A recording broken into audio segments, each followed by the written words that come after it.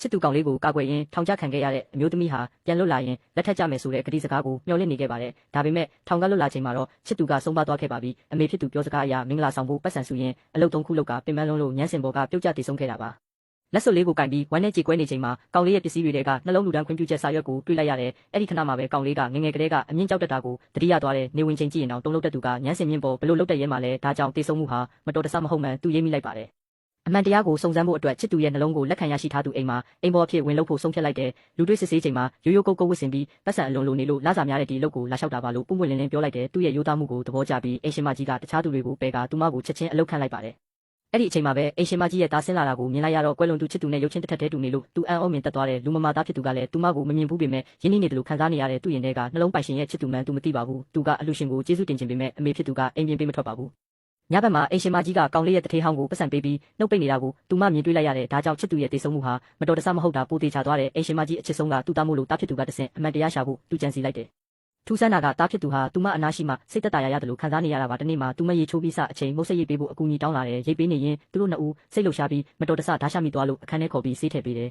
။အဲ့ဒီခိုက်တံမှာချစ်သူကိုတတိယသွားပြီးရင်ခုန်တန်နားထောင်ခွင့်တောင်းကရင်ဘတ်ပေါ်ခေါင်းမိလိုက်တယ်ဒါပေမဲ့ဒီမြင်ကွင်းတစ်ခုလုံးကိုအိမ်ရှင်မကြီးကအနောက်ကနေစောင့်ကြည့်နေခဲ့ပါတော့တယ်။